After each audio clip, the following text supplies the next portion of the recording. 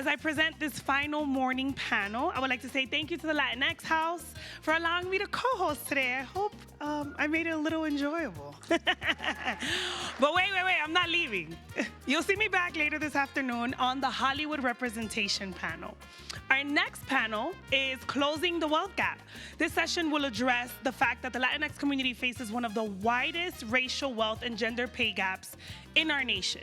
We also over-index some of the lowest paid jobs in the nation, and we are among those who are quickly forming part of the gig workforce.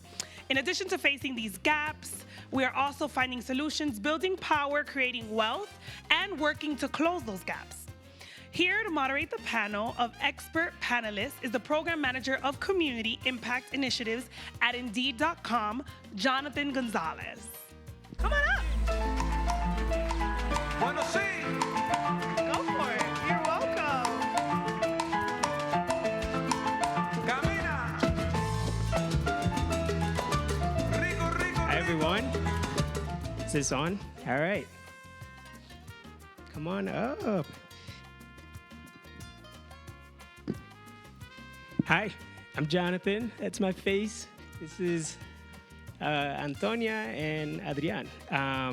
And we're here to talk about closing the wealth gap. Let's start with some introductions. And so just to say a little bit more about me, again, I'm Jonathan. I work at Indeed, and I lead our social impact work for the Northeast region in the United States. And the focus is on helping job seekers facing barriers get jobs. And so we are, focused on a couple priority barriers, and when we disaggregate that data, thinking about the Latino community is a really important element of this. And so really excited for this conversation. Why don't we hear from Antonia? And I should also mention that we have an interpreter with us, Sofia, to Adrian's left, who will translate Antonia's remarks from English or from Spanish to English. So, Antonia, would be great to hear about your work. ¿Nos puede dar una introducción, de su trabajo? Mi nombre es Antonia Peña y trabajo en Washington, D.C. en el capítulo de la Alianza del DMV que se fundó hace 5 años. Pero soy trabajadora del hogar toda mi vida desde mis 15 años y me creé una activista y defensora por la dignidad de la trabajadora del hogar aquí en los Estados Unidos y en todo el mundo.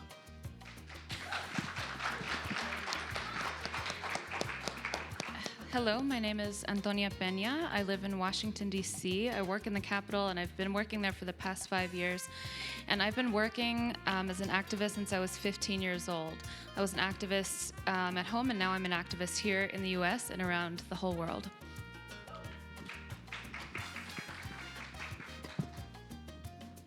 Adrian. Next. Hi, everybody. How's everybody doing? Good. My name is Adrian, or Adrian, whatever you prefer. I run an organization called the Workers Lab.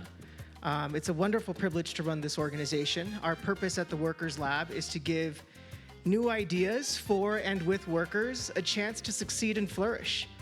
We do that primarily as an investor in a bunch of new ideas that we lift up and demonstrate are possible for workers. I would be remiss not to mention our founder who just walked into the room. Her name is Carmen Rojas, who spoke earlier. Woo! Who really I'm indebted to for this opportunity that I get to do every day. The premise of our work, the thing about new ideas, is really premised on what we believe in that virtually everything that is supposed to be for workers in this country is old and exclusive. And that's everything from policies and laws, programs and services, technology, systems, structures, you name it. You can go down the line. They're outdated and exclusive. This country and the people who run it are in desperate need of new ideas about how to take better care and better serve every and all kind of worker in this country. And it is my job and our job at the Workers Lab to give those ideas life and to demonstrate that another way is possible, that a better way is possible. And I'm so happy to be here. Thank you so much. Thanks, Adrian, and thanks, Antonia. Really excited to dig into this topic with you all.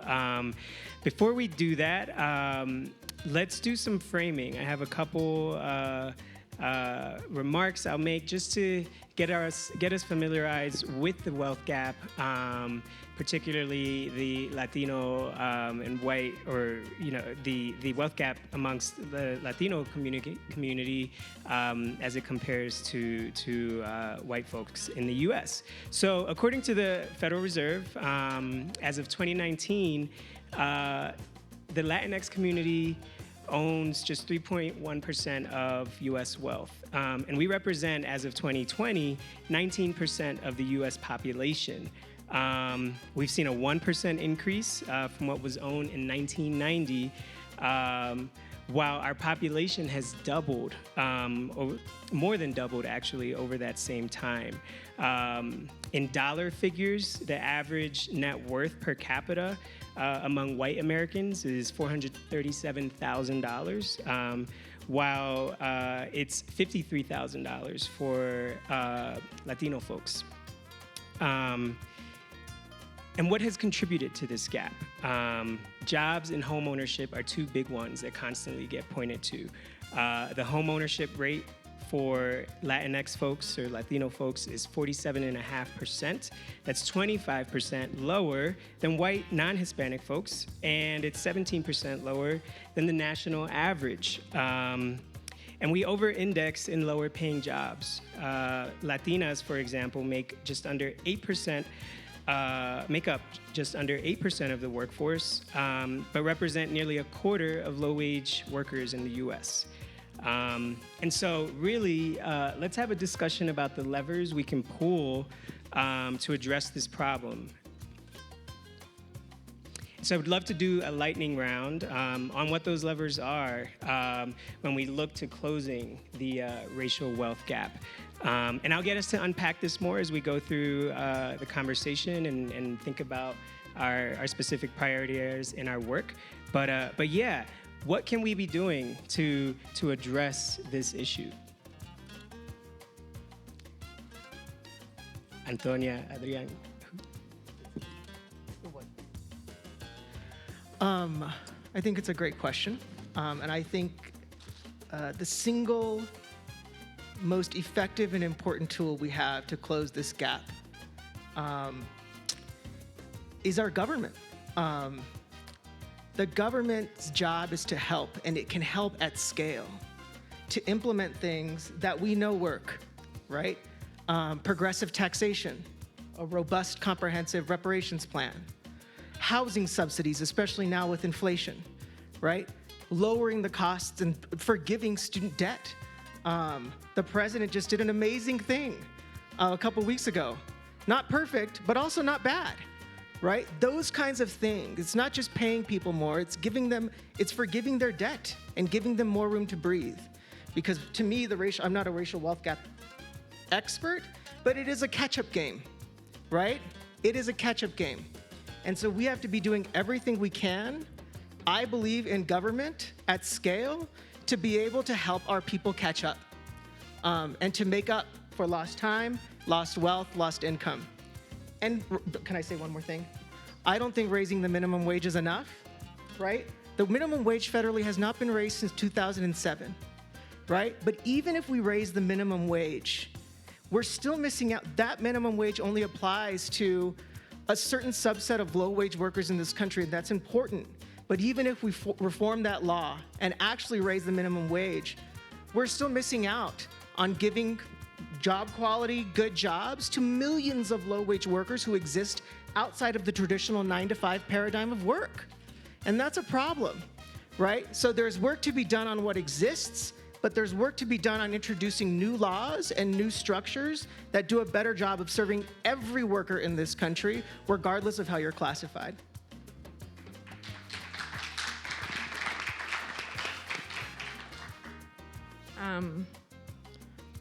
Me alegra que tengas mucha experiencia en el gobierno, yo no tanto, porque voy a hablar un poquito de lo que hacemos las trabajadoras del hogar. Y las trabajadoras del hogar hemos sido invisibilizadas y somos estigmatizadas en el mundo entero. La sociedad no valora este trabajo por la historia patriarquista, de la esclavitud, etcétera, etcétera, etcétera. Aquí, por ejemplo, es como los campesinos. Somos esenciales, pero no somos reconocidos. Las trabajadoras del hogar, el 90%, sin temor a equivocarme, en los Estados Unidos, somos mujeres y mujeres de color. Y también muchísimas inmigrantes. Yo soy una de ellas, que jamás pensé venir a los Estados Unidos a hacer esto, y menos a luchar para que el gobierno y la sociedad reconozca nuestro trabajo. Estamos en sus casas cuidando a sus tesoros más preciados, sus familias, sus hijos, el abuelo, el hermano, el vecino. Estamos cuidando sus hogares, pero no es reconocido ni valorado. Es tan difícil para la sociedad entender que unos no necesitamos a los otros. Y esa es en la sociedad que vivimos. Personalmente lo estoy reconociendo. Porque uno siempre quiere imaginar lo más bonito y sentir que vivimos en lo mejor. Y la señal que se manda al mundo entero es que Estados Unidos es perfecto. Y nos damos cuenta que no, ¿verdad? Y eso es lo que hacemos nosotros. Y eso es lo que nos dedicamos a hacer. Porque en la gran mayoría también es que, como trabajadora del hogar, la misma situación en la que vivimos nos ha enseñado a vernos que no merecemos tener un buen estilo de vida. Que no merecemos que el hecho de que estamos cuidando a otros, deberíamos tener el derecho a que alguien nos cuide. Y el gobierno no lo ve así. La sociedad no lo ve así. Las mismas que lo hacemos, nos cuesta aceptarlo. Y eso es lo que se dedica la Alianza Nacional de Trabajadoras del Hogar a hacer. Y si puedo agregar algo, ¿no? Para mí, yo miro a miembros adultas de los 80 años todavía mirando, trabajar, buscando cómo cuidar a un niño o cómo cuidar a otra persona, para seguir proveyendo para sus familias que muchas veces están fuera de los Estados Unidos. Y ellas están aquí, difícilmente pueden pagar una renta. Yo veo a Lila con sus 35 años buscando cómo atender a otra persona y ella enferma. Y está ahorita en un shelter esperando cómo poder estar en otro sitio porque estaba enferma, pero igual sigue mirando cómo buscar trabajo. Y así sucesivamente. Tengo una lista inmensa de personas que difícilmente, y esto no está en el gobierno.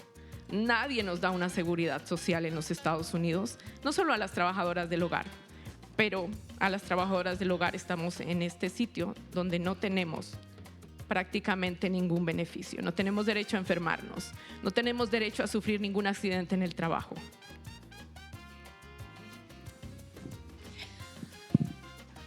I'm so glad that you have so much experience in the government. I don't have that. But what we do as home workers, we're needed around the entire world, but we're not valued because of the patriarchal system, because of the history of slavery. Like the farm workers in this country, essential workers that no one values or recognizes. Home workers, I can tell you, are 90% women and 90% women of color, and many of them are immigrants, and I'm one of them. And I never thought that I would be in this country fighting for the recognition of home workers like this. But as home workers, we're taking care of people's most valued treasures, their family, their children, their grandparents, their neighbors.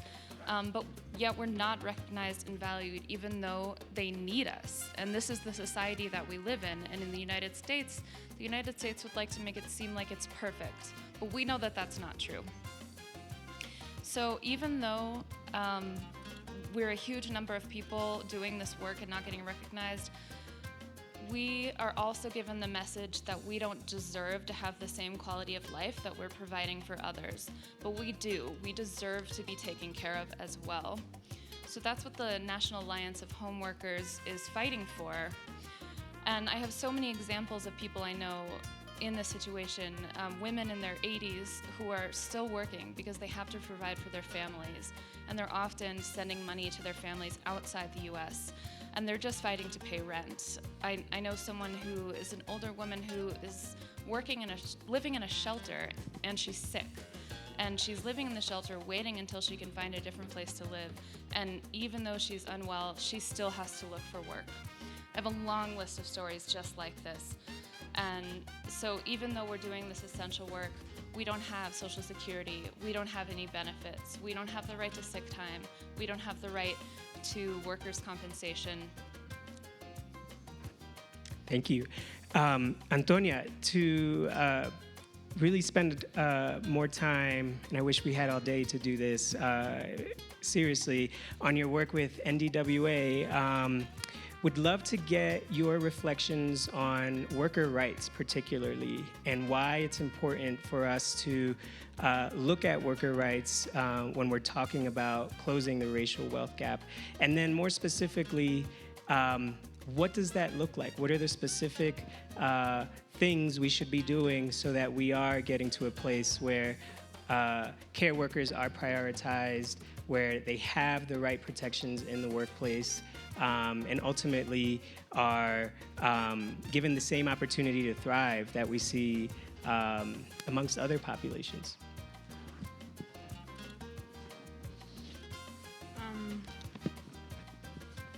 Bueno, yo creo que aquí es donde la Carta de Derecho, por ejemplo, nosotros muestra esto, ¿no? La Carta de Derecho que tratamos de pasar a nivel federal y que pasamos en diferentes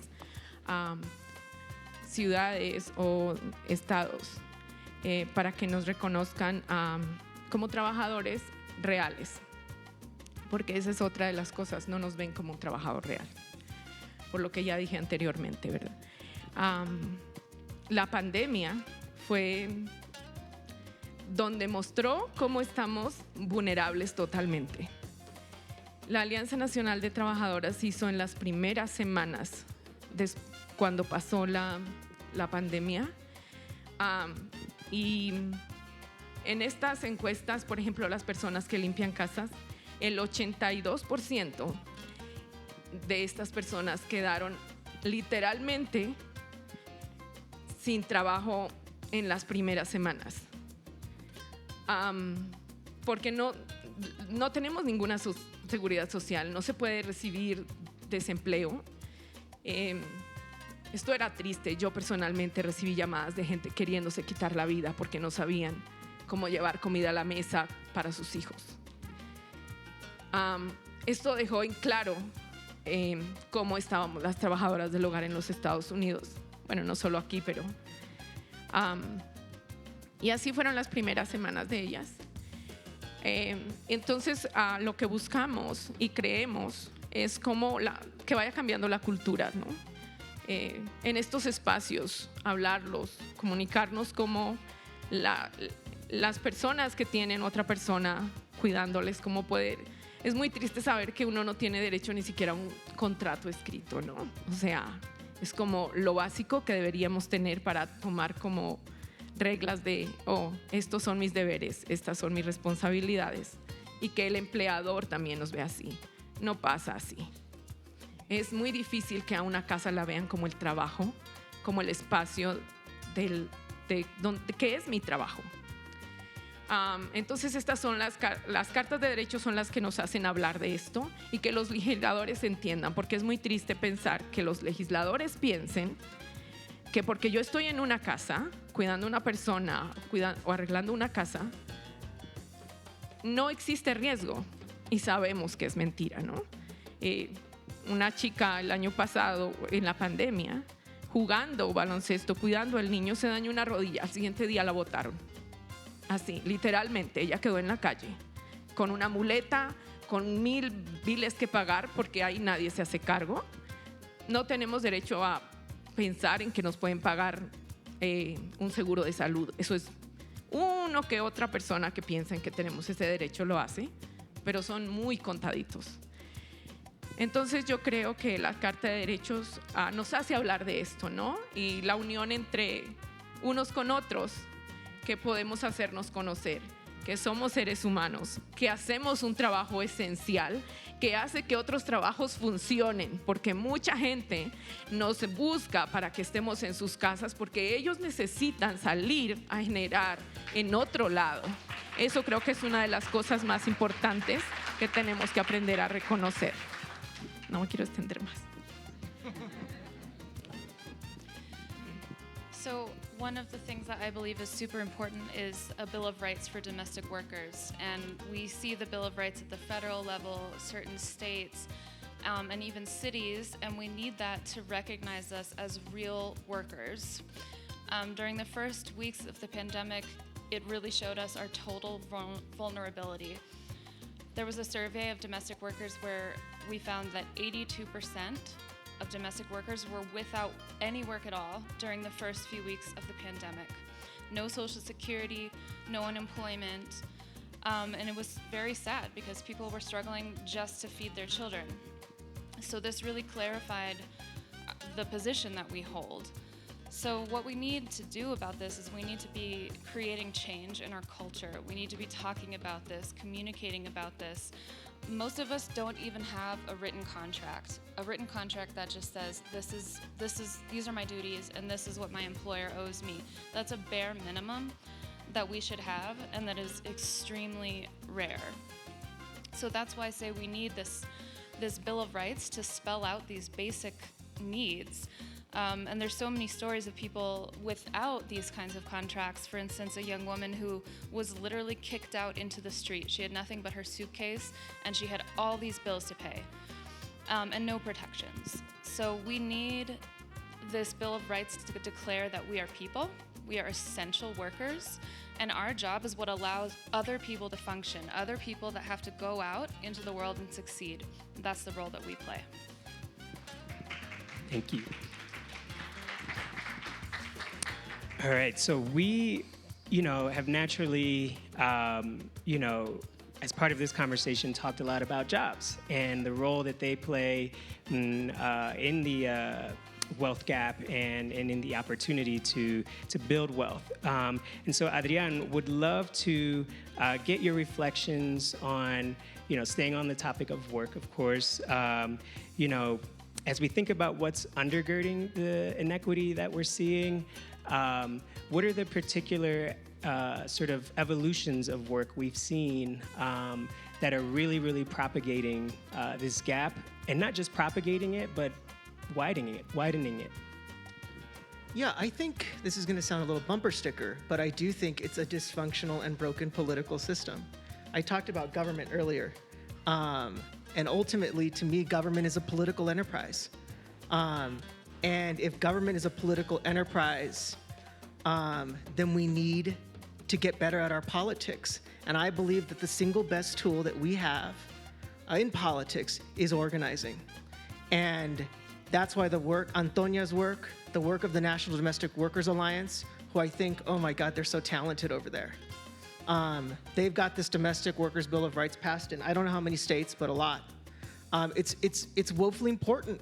Because like I said at the beginning, if we were to, tomorrow we all woke up and we raise the minimum wage federally, that doesn't impact Antonia and millions of domestic workers, farm workers, independent contractors all over the country, right? And so the organizing. So if anybody here has money, they should fund Antonia and her work, and my work, but more Antonia's work. Because it is the most important, honestly, it is the most important tool we have to do what I'm proposing government do. Get people in there who are going to understand that we need not only domestic workers' Bill of Rights, but if we're not going to reform the two major labor laws in this country, one of which is the Fair Labor Standards Act, then we need a Bill of Rights for all workers in this country that is right-sized to their needs today, not the 1960s. And ultimately, that's a political enterprise. And philanthropy has a role here. My former boss just left. Philanthropy has a role here. There isn't enough money going into the organizing, right? It goes beyond the platform organizing and the gig space writ large. It's the ball game.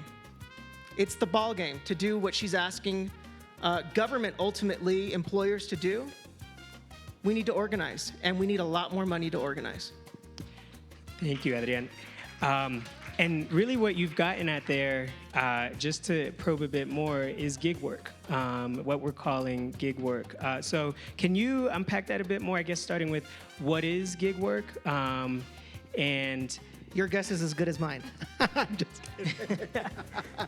I think, like, for us at the Workers Lab, anybody who knows about our work knows that we are now really hyper-focused on gig work. I'm going to use that term and do air quotes because I don't know what term you all use, right? At the Workers Lab, for us, gig work encompasses, it's pretty wide. Everything from Uber drivers to domestic workers to babysitters to artists to court reporters and translators. Everybody who works outside of the traditional paradigm of 9-to-5 work, in statute, largely, is cut out of minimum wage, paid sick leave, all of that, right? It is not a new thing. Gig work has been around as long as domestic workers have been around, frankly. The advent of technology and Uber has exacerbated that model of fissured work, right? But it is nothing new. But the exacerbation of that does present an opportunity for us as leaders in government, leaders in private enterprise, to reimagine, like I said at the beginning, what workers need and how to provide solutions that are right-sized to meet those needs. It's a tremendous issue at the Workers Lab right now. We're actually partnered with the Aspen Institute to go out and talk directly to workers in this part of the economy and to lift up the first national data set that comes directly from these workers in this part of the economy about the kinds of things that they need. Right now, I would argue that the vast majority of the data and what we know about gig work in this country doesn't come from workers themselves. That's crazy. That's crazy. People in power making woefully misinformed decisions that aren't informed by workers at all. And so that's another thing that needs organizing. What we know, the other thing I'll say, and then I'll be quiet, Jonathan. I'll be quiet. Because these workers in this part of the economy aren't paying tax, they're not paying into the payroll system, right? Which is how we measure how many workers, how much are they working, where, the demographics. The data does not exist by and large. And if you can't measure it, you do not exist. So I think in terms of policy and decision making, the government, the people who are supposed to be making decisions about every kind of worker in this country are at an extreme disadvantage because millions and millions of these kinds of workers just aren't being counted or measured in the data collection. That needs to change too. yeah. All right, thank you. With the time we have left, this is a question for Adrian and Antonia. What does closing the gap mean to you? Adrian, do you want to go first? I'll let Antonia go first. All right, Antonia. Para mí es que entendamos que nos vemos, que cada ser humano y cada trabajador merecemos el mismo respeto y que estemos en un nivel de igualdad. Porque es triste, o yo personalmente desde mis 15 años, soy campesina y sentí la discriminación por ser campesina, luego por ser mujer, luego por ser trabajadora del hogar. Y en los Estados Unidos no fue la excepción. Aquí conocí más profundamente lo que es ser uno discriminado. Es tan difícil, tenemos pero tan internalizado el que como que viviéramos peleándonos unos con los otros, que no nos miremos como seres humanos y que nos miremos como cuánto me vas a producir tú. Y reconocer que los latinos en Estados Unidos estamos en las brechas de... Es muy triste saber que mucha gente no puede tener acceso a poder tener una casa, ni siquiera puede pensar en soñar, en comprarla, porque apenas está pensando el día a día a cómo comer mañana. Para mí esto sería, y aquí yo guardo aquí no quiero decirte lo contrario, tengo esperanza en el gobierno, pero empujados por nosotros. Por eso organizo y estoy sentada aquí por eso. Esa no era mi ilusión. Yo disfruto más cuidar a una persona, pero la vida me llevó por las mismas cosas que me han pasado y esa es la razón por la que estoy hoy aquí sentada. Muchas gracias.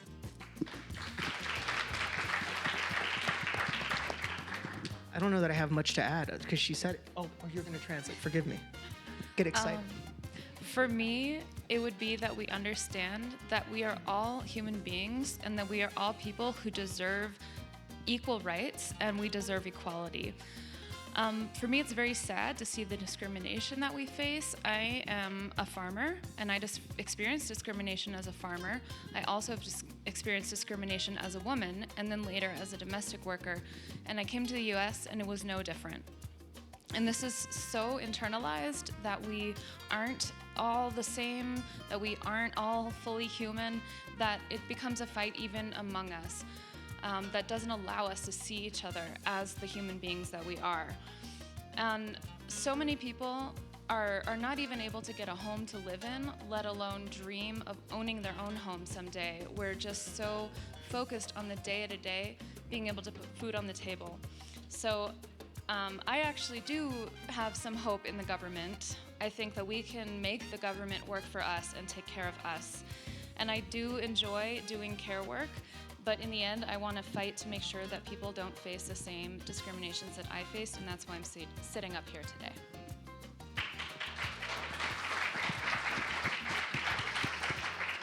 All right, folks, so that's our time with you all. Just want to say thank you for taking the time to hear us out and have this conversation about, again, closing the racial wealth gap. Thank you. Thank you.